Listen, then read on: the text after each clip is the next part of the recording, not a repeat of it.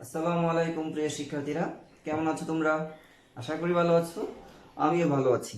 সীতাকুণ্ড উপজেলা অনলাইন স্কুলের পক্ষ থেকে তোমাদের সকলকে স্বাগত জানাচ্ছি। তোমাদের সাথে আছি আমি মোহাম্মদ দেলোয়ার হোসেন, সহকারী শিক্ষক, জাফরনগর অপূর্ণাচরণ উচ্চ বিদ্যালয়, সীতাকুণ্ড, চট্টগ্রাম।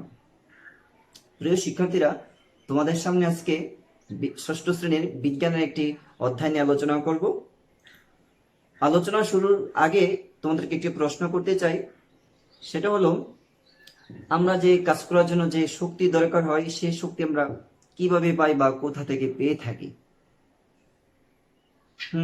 নিশ্চয়ই তোমরা বলবে খাদ্য থেকে আমরা সেই শক্তি পেয়ে থাকি। হ্যাঁ, সত্যি আমরা খাদ্য থেকে শক্তি পেয়ে থাকি। এখানে আরেকটি বিষয়, খাদ্য গ্রহণ করার পর সেই খাদ্য আবার আমাদের শরীরের উপযোগী করতে হয়। অর্থাৎ আমরা যে জটিল খাবার খেয়ে থাকি বা গ্রহণ করে থাকি, সেই খাবার কিন্তু আমরা সরাসরি আমাদের শরীরে গ্রহণ করতে পারে না, এবং সেখান থেকে বিভিন্ন উপাদান যেমন ভিটামিন, খনিজ লবণ, পানি, হ্যাঁ, প্রোটিন, এই সকল উপাদানগুলো গ্রহণ করতে পারে না। সেটার জন্য আরেকটা বিশেষ প্রক্রিয়া দরকার হয়। সেই প্রক্রিয়াটার নাম কি তোমরা বলতে পারবে? হ্যাঁ, সেই প্রক্রিয়াটার নাম হচ্ছে পুষ্টি।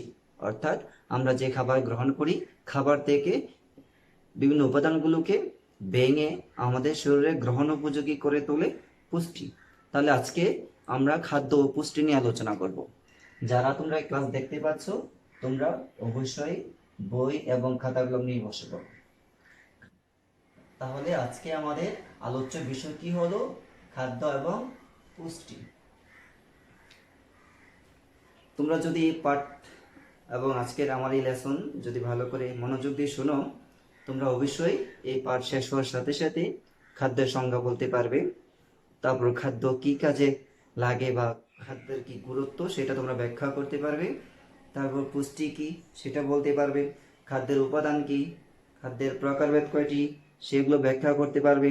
কোন ধরনের খাবারের মধ্যে কোন ধরনের উপাদান থাকে, হ্যাঁ, কোন খাবারের কারণে কি সমস্যা হয় বা অভাবে কি ধরনের প্রবলেম ফেস করি আমরা, হ্যাঁ, সেগুলো বলতে পারবে।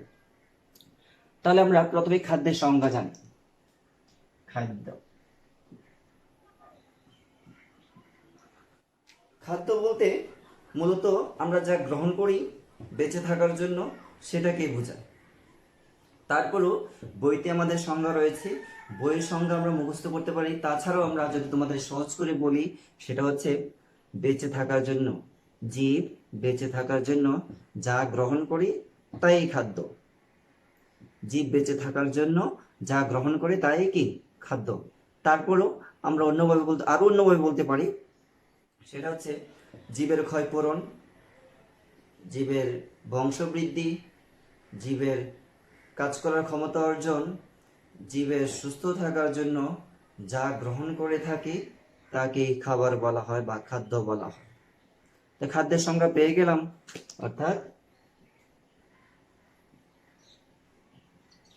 বেঁচে থাকার জন্য যা গ্রহণ করি তাই খাদ্য। এটা হচ্ছে খাদ্যের সংক্ষিপ্ত একটা সংজ্ঞা। আরো ডিটেলস ভাবে আরেকটু বড় করে বলা যেতে পারে। এবার আমরা জানবো খাদ্যের প্রকারভেদ, অর্থাৎ খাদ্য কত রকম হয়ে থাকে। খাদ্য সাধারণত 3 প্রকার, যথা 1 শর্করা। শর্করাকে আমরা ইংরেজিতে বলে থাকি গ্লুকোজ। 2 আমিষ। আমিষকে আমরা ইংরেজিতে বলে থাকি প্রোটিন। এবং 3 হচ্ছে চর্বি অথবা স্নেহ জাতীয় খাদ্য বা স্নেহ। চর্বি বা স্নেহ জাতীয় খাবারকে আমরা ইংরেজিতে বলে থাকি ফ্যাটি ফুড বা ফ্যাট। ঠিক আছে, মূলত খাদ্যকে এই 3টে ভাগে ভাগ করা হয়। এই 3 ধরনের খাবার দেহের গঠন, রক্ষণাবেক্ষণ এবং বৃদ্ধিতে সাহায্য করে থাকে। এই 3 প্রকার খাদ্য ছাড়াও আরো 3টা খাদ্য উপাদান রয়েছে। সেগুলো হলো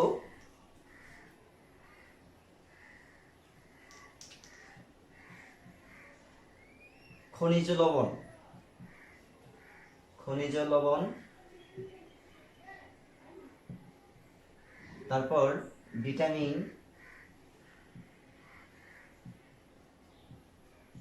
তারপর পানি।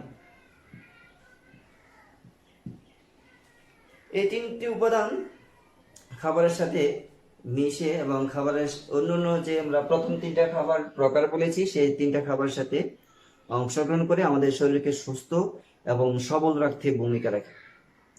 তাহলে সেদিক থেকে যদি আমরা বলি খাবারের শ্রেণীবিন্যাস বা ক্লাসিফিকেশন, আমরা বলতে পারি খাবারকে তিনটি ভাগে ভাগ করা যায়, যথা আমিষ, শর্করা এবং চর্বি। আর খাদ্যের উপাদান কয়টি? খাদ্যের উপাদান হচ্ছে 6টি। এই 6টির মধ্যে প্রথম 3টির সাথে বাকি 3টি যোগ হবে, সেগুলো হলো খনিজ লবণ, ভিটামিন এবং পানি। খাদ্য উপাদান 6টি আর খাদ্যের প্রকারভেদ 3টি। যদি পরীক্ষায় তোমাদের প্রশ্ন আসে এমসিকিউ, আশা করি তোমরা ভুল করবে না, সঠিকভাবে উত্তর দিতে পারবে। এবার আমরা একটু বিস্তারিত আলোচনা করতে চাই পুষ্টি নিয়ে। পুষ্টি কি? আমরা অনেকেই বিভিন্ন সময় পুষ্টি শব্দটা ব্যবহার করে থাকি। আমরা অনেকেই ভালো করে জানি না যে আসলে পুষ্টি বলতে কোনটাকে বোঝায়, কোন বিষয়টাকে বোঝায়। আসলে পুষ্টি বলতে একটি প্রক্রিয়াকে বোঝায় যে প্রক্রিয়ার মাধ্যমে জটিল খাবার ভেঙে সরল খাবারে পরিণত হয়। একটু সহজ করে যদি বলতে চাই তোমাদেরকে, আমরা যখন কোনো খাবার গ্রহণ করি সেই খাবার কিন্তু সরাসরি আমাদের শরীর গ্রহণ করতে পারে না, অর্থাৎ রক্তের সাথে মিশতে পারে না। ধরো তুমি একটা আপেল খেয়েছো, সেই আপেল কিন্তু তোমার শরীর সরাসরি মিশবে না, সেখানে কিছু সময় লাগবে।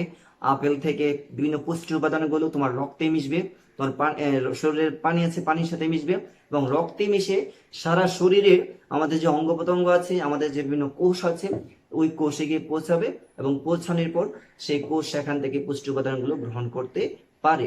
আমি আরেকটা উদাহরণ দিতে চাই। মনে করো তুমি চাল খেয়েছো অথবা তুমি কলা খেয়েছো, সেই কলা কিন্তু আমাদের শরীরের সারা অংশ পাচ্ছে না। তোমার হাতের এখানে কোষ আছে, মাথায় কোষ আছে, হ্যাঁ, আমাদের পায়ে কোষ আছে, সারা শরীরে কোষ আছে, সেই কোষগুলো কিন্তু সরাসরি কলাকে গ্রহণ করতে পারে না। কলা যখন আমরা গ্রহণ করি সেটাকে আমরা জটিল খাবার হিসেবে গ্রহণ করি।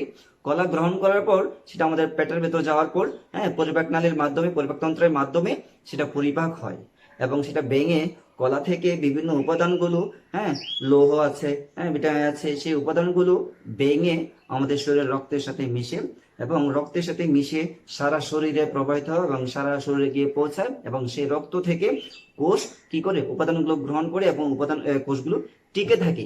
এইভাবে মূলত কোষগুলো টিকে থাকে এবং কোষগুলো একটা থেকে দুইটা এভাবে বংশবৃদ্ধি করতে থাকে। কোষের বৃদ্ধির মাধ্যমে জীবের বংশবৃদ্ধি ঘটে থাকে।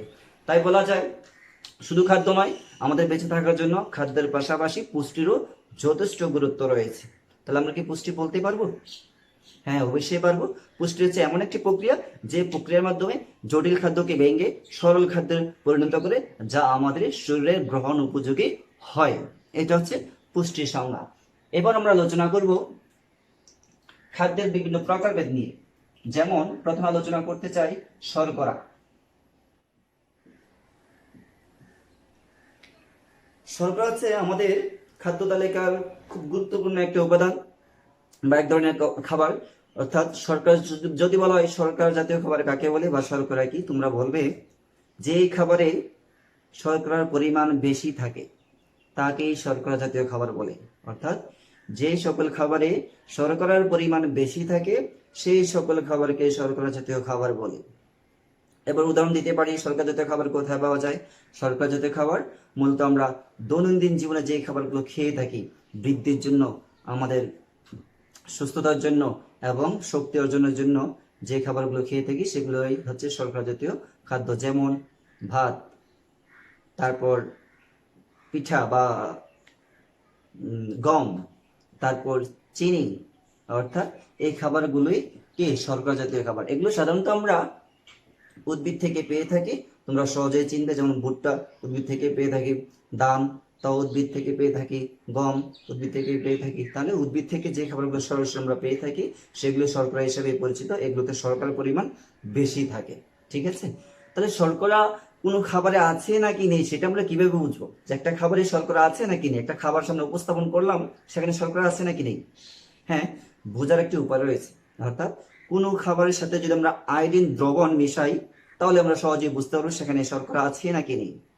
অর্থাৎ আয়োডিন দ্রবণের সাথে কোনো একটা আমরা খাবার নিলাম বা খাদ্য নিলাম, সেটার সাথে যদি আমরা আয়োডিন দ্রবণ মিশাই, আয়োডিন দ্রবণ মিশ্রিত করি, তাহলে সেখান থেকে একটা ফলাফল পাবো। অর্থাৎ খাবারের সাথে যদি আমরা আয়োডিন দ্রবণ মিশাই, হ্যাঁ, কিছুক্ষণ অপেক্ষা করি, তাহলে সেখান থেকে একটা নতুন বিষয় লক্ষ্য করবো, সেটা হচ্ছে খাদ্যের বর্ণের পরিবর্তন ঘটবে। অর্থাৎ যে খাদ্যটা আমরা দিয়েছি সেটার কি হবে? বর্ণের পরিবর্তন হবে, সেটা বেগুনি বর্ণ ধারণ করবে, বেগুনি বর্ণ ধারণ করবে। তাহলে কোনো খাবারের সাথে যদি আমরা আয়োডিন দ্রবণ মিশ্রিত করি, সেটা যদি বেগুনি বর্ণ ধারণ করে, তাহলে আমরা ধরে নেব সেটা সেই খাদ্যের মধ্যে শর্করা রয়েছে। যদি বেগুনি বর্ণ ধারণ না করে, তাহলে ধরে নেব এখানে শর্করার পরিমাণ নেই অথবা খুবই কম। ঠিক আছে? তাহলে আমরা শর্করা খাবার চেনার জন্য আয়োডিন দ্রবণ ব্যবহার করতে পারি বা প্রয়োগ করতে পারি। এবার আমরা একটু জানবো যে আয়োডিন শর্করার অভাবে কি ধরনের সমস্যা হয়, বা শর্করা আমাদের শরীরে কিভাবে কাজ করে, কি কি কাজ করে। হ্যাঁ, শর্করা আমাদের শরীরে অনেক কাজ করে। আমাদের ক্ষয় পূরণ করে, আমাদের দৈহিক বৃদ্ধি ঘটায়, শক্তি উৎপাদন করে। হ্যাঁ, তারপর শর্করা আমাদের তাপ উৎপন্ন করে, অর্থাৎ আমাদের শরীরে যে তাপ উৎপন্ন হয়, সেই তাপ উৎপাদনের ক্ষেত্রে শর্করা বিশাল ভূমিকা রাখে। এখন আমরা আলোচনা করব দ্বিতীয় যে প্রকার আছে, অর্থাৎ আমিষ। আমিষের ইংরেজি নাম হচ্ছে প্রোটিন। আমরা জানি আমাদের দৈনন্দিন জীবনে আমিষের পরিমাণ, আমিষের দরকার খুবই বেশি হয়, এবং আমরা যে খাবারগুলো খেয়ে থাকি সেখানে আমিষের পরিমাণ অনেকটাই থাকে বা অনেক বেশি পেয়ে থাকি। আমিষ সাধারণত আমরা দুই ধরনের খাবার থেকে পেয়ে থাকি, উদ্ভিদ এবং প্রাণী। দুই ধরনের উৎস থেকেই আমিষ পেয়ে থাকি। উদ্ভিদ থেকে যে আমিষ উপাদানগুলো পেয়ে থাকি সেই খাবারগুলোকে বলা হয় উদ্ভিজ্জ আমিষ, আর প্রাণী থেকে যে আমিষ পেয়ে থাকি সেগুলো বলে প্রাণীজ আমিষ। যদি বলা হয় আমিষ কাকে বলে, তাহলে আমরা বলবো আগের মতোই, যে খাবারে আমিষের পরিমাণ বেশি থাকে সেই খাবারগুলোকে বলা হয় আমিষ জাতীয় খাবার। আমিষের উৎস কয়টি? দুটি, একটি হচ্ছে উদ্ভিজ্জ, আরেকটি হচ্ছে প্রাণীজ। আমিষ উদ্ভিদ থেকে পেয়ে থাকি, উদ্ভিজ্জ আমিষ, আরেকটা হচ্ছে প্রাণীজ আমিষ।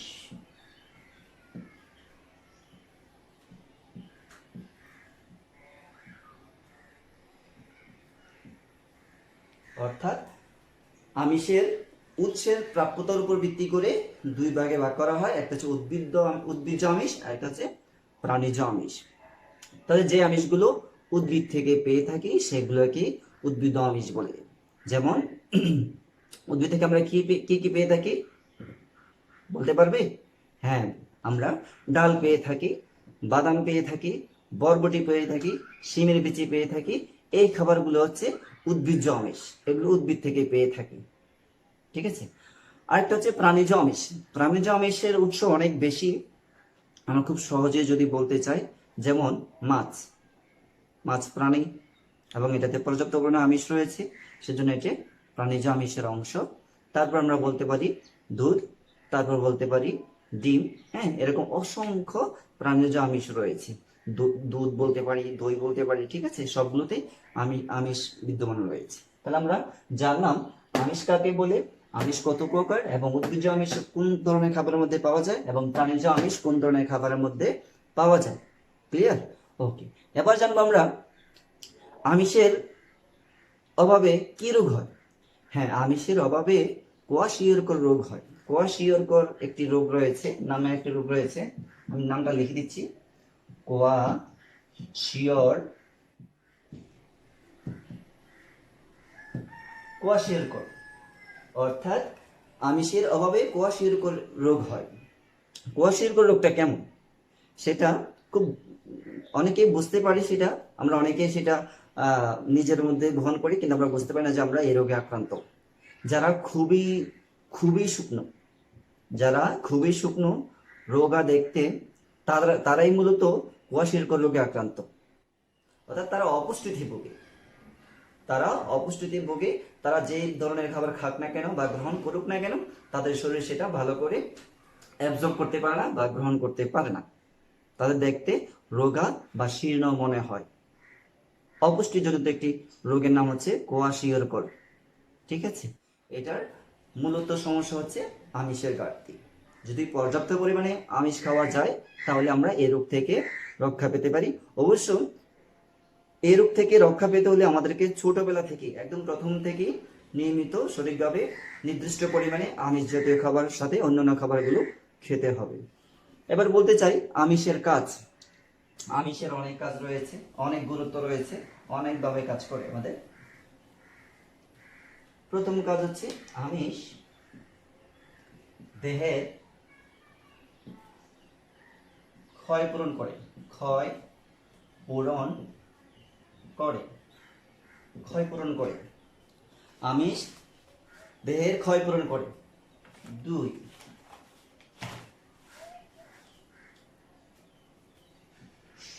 শক্তি বৃদ্ধি করে।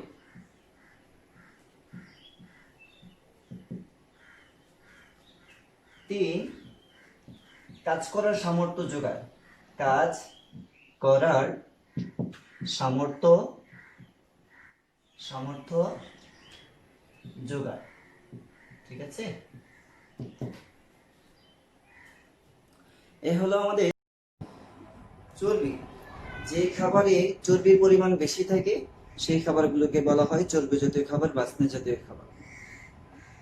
আমিষের মতো চর্বি জাতীয় খাবারকে দুটি ভাগে ভাগ করা হয়, অর্থাৎ উৎসের ভিত্তিতে 2 প্রকার: উদ্ভিজ্জ চর্বি এবং প্রাণীজ চর্বি।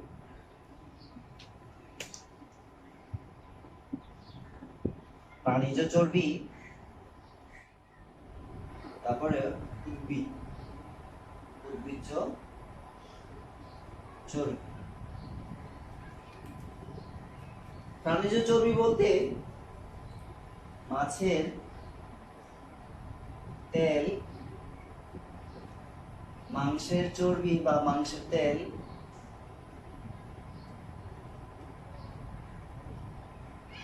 তারপর ঘি, পনির, মাখন এসবকে বোঝানো হয়। আর উদ্ভিজ্জ চর্বি বলতে সাধারণত সরিষা, তারপর বাদাম, তারপর সয়াবিন,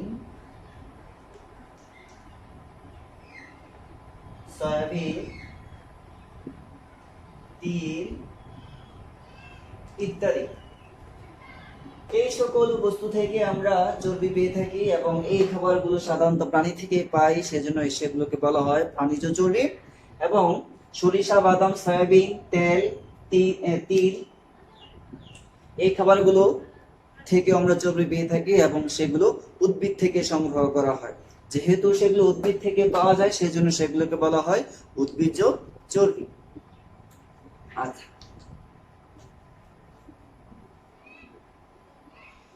তার মধ্যে কিছু চর্বি আছে জমাট অবস্থায় থাকে এবং কিছু চর্বি থাকে তরল অবস্থায়, যেমন ঘি, মাখন, এগুলো জমাট অবস্থায় থাকে, কঠিন অবস্থায় থাকে, সেই জন্য সেগুলো বলে জমাট চর্বি।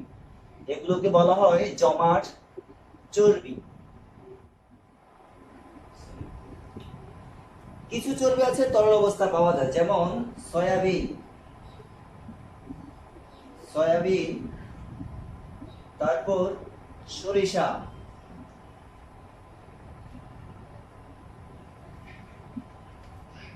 এদেরকে বলা হয় তরল চর্বি।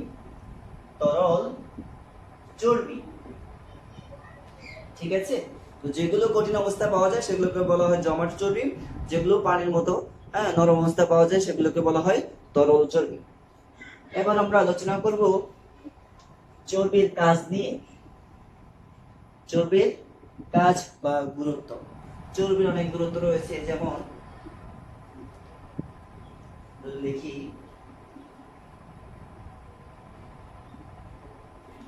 চর্বি 1 শরীরের তাপ ধরে রাখতে সাহায্য করে, শরীরের তাপ ধরে রাখতে সাহায্য করে,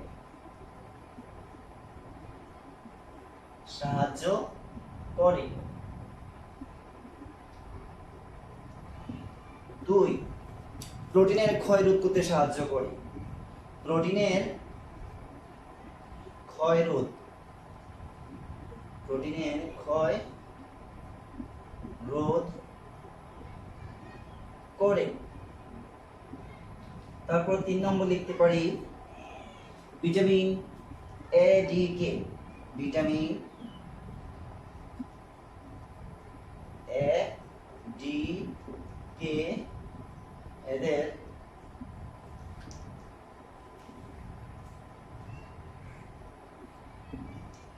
উৎপাদনে সাহায্য করে, এদের উৎপাদনে সাহায্য করে, সাহায্য করে। ঠিক আছে, এই হলো আমাদের চর্বি। এরপর আমরা আলোচনা করব আরেকটি গুরুত্বপূর্ণ উপাদান ভিটামিন। ভিটামিন নিয়ে আমরা এখন আলোচনা করব। তোমরা কি জানো ভিটামিনের বাংলা শব্দ কি? হ্যাঁ, ভিটামিনের বাংলা শব্দ হচ্ছে খাদ্য প্রাণ। ভিটামিন বা খাদ্য প্রাণ।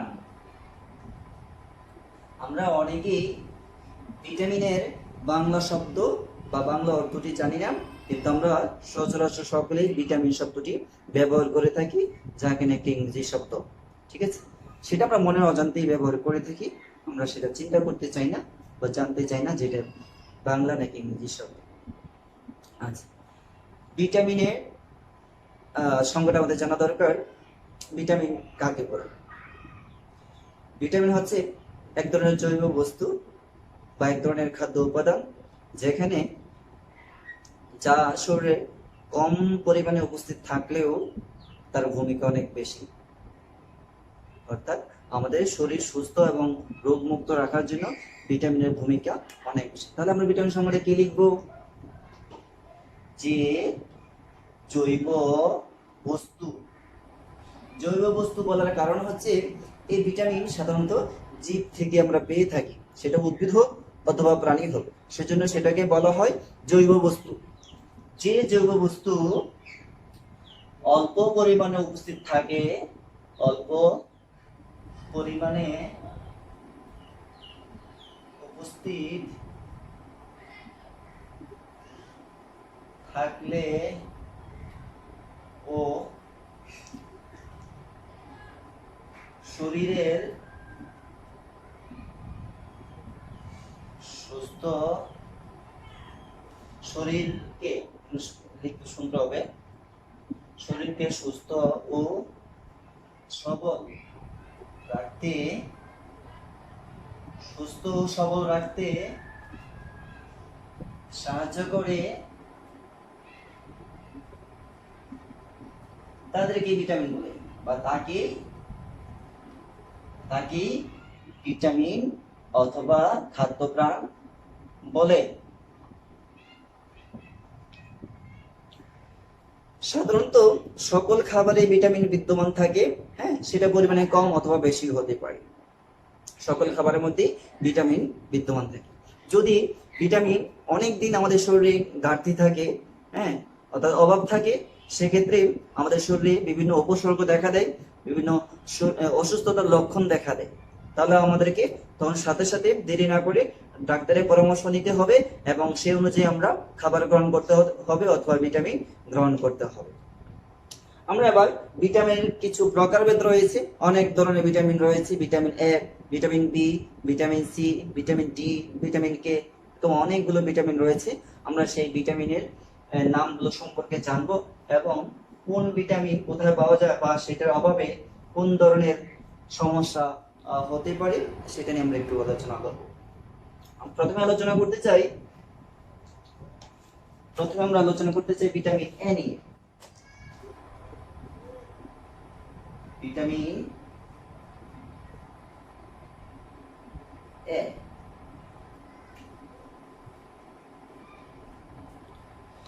ভিটামিন এ সাধারণত শরীরে জমা থাকে। এটি ডিম, কলিজা, মাখন, দুধ এই ধরনের খাবারের মধ্যে প্রচুর পরিমাণে থাকে। তাছাড়াও সবুজ শাকসবজি, মিষ্টি ফল, হ্যাঁ, মিষ্টি ফল এবং বিভিন্ন ফলের মধ্যেই ভিটামিন এ পর্যাপ্ত পরিমাণে থাকে।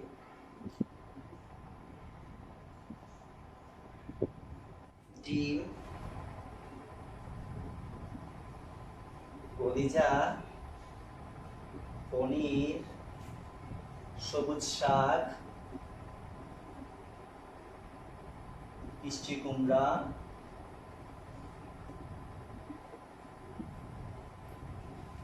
কুমড়া, ছোট মাছ, মিষ্টি আম, পাকা আম, হ্যাঁ, তারপর পাকা কাঁঠাল, এই সকল খাবারের মধ্যে ভিটামিন এ প্রচুর পরিমাণে থাকে। ভিটামিন এর কাজ আমরা সকলেই জানি, ছোটবেলায় পড়েছি যে ভিটামিন এ এর অভাবে রাতকানা রোগ হয়। তাহলে আমরা বলতে পারি ভিটামিন এ এর অভাবে আমাদের শরীরের দৃষ্টিশক্তি কমে যায় বা হ্রাস পায়। ভিটামিন এ যদি আমরা পর্যাপ্ত পরিমাণে গ্রহণ করি তাহলে আমাদের শরীরের চোখের দৃষ্টিশক্তি বাড়বে এবং আমরা খুব সহজেই কোনো বস্তু দেখতে পারবো। তাছাড়াও রোগ প্রতিরোধে ভিটামিন এর ভূমিকা রাখে। এবার আমরা আলোচনা করব ভিটামিন বি নিয়ে। Vitamin B complex.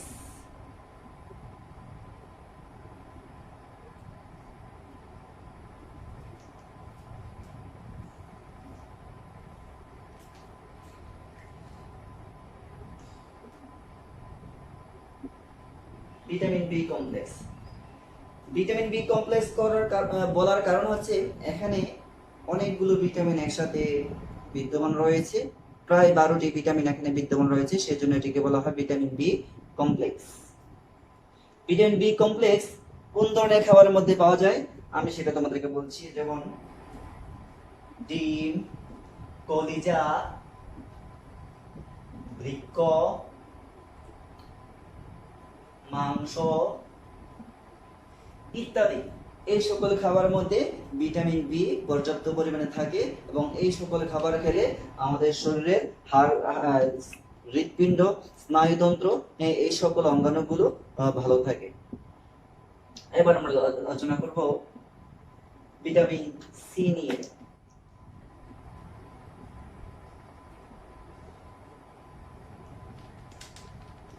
Vitamin C,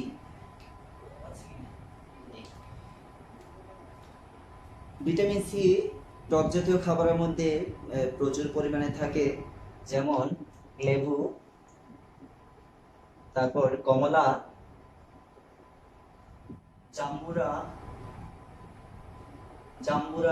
তারপর আমলকি, এই সকল খাবারের মধ্যে ভিটামিন সি পর্যাপ্ত পরিমাণে থাকে।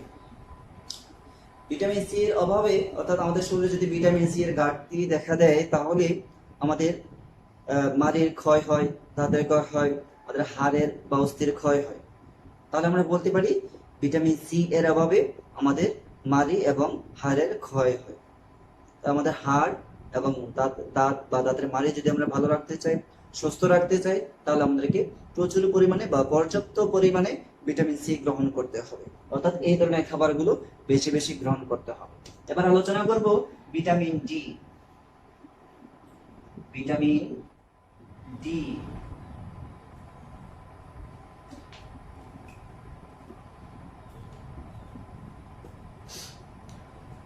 ভিটামিন ডি মূলত এক ধরনের বিশেষ ধরনের ভিটামিন যা আমরা সূর্যের আলো থেকে পেয়ে থাকি, খুব সহজেই পেয়ে থাকি। সূর্যের আলোতে প্রচুর পরিমাণে ভিটামিন ডি রয়েছে। তাছাড়াও আমরা বিভিন্ন মাছের তেলের মধ্যে ভিটামিন ডি পেয়ে থাকি। তারপর দুধ, মাখন, ডিম, তারপর মাছের তেল, তারপর সূর্যের আলো, এই সকল উপাদানগুলো থেকে বা এই সকল উৎস থেকে ভিটামিন ডি পেয়ে থাকি। আমি লিখে দিচ্ছি দুধ, মাখন, পনির, সূর্যের আলো, সূর্যের আলো, এই সকল উৎস থেকে ভিটামিন ডি প্রচুর পরিমাণে পাওয়া যায়। কাজ, ভিটামিন ডি এর কাজ, ভিটামিন ডি আমাদের শরীরে ফসফরাস এবং ক্যালসিয়ামের ব্যবহার উপযোগী করতে সাহায্য করে। ক্যালসিয়াম এবং ফসফরাসকে আমাদের শরীরের ব্যবহার বা গ্রহণ উপযোগী করতে সাহায্য করে ভিটামিন ডি। তাছাড়াও আমাদের হাড় এবং দাঁতের মাড়ির গঠনে বিশেষ ভূমিকা রাখে ভিটামিন ডি। ওকে প্রিয় শিক্ষার্থীরা, আজকে এ পর্যন্তই। আজকে আমরা যা আলোচনা করেছি তোমরা অবশ্যই বাসায় সেগুলো আবারও পড়বে এবং মনোযোগ দিয়ে সেগুলো শিখবে এবং লিখবে। আজকে বিদায় নিচ্ছি তোমাদের কাছ থেকে। আগামী ক্লাসে আবার দেখা হবে। সে পর্যন্ত সকলেই ভালো থাকবে। আল্লাহ হাফিজ।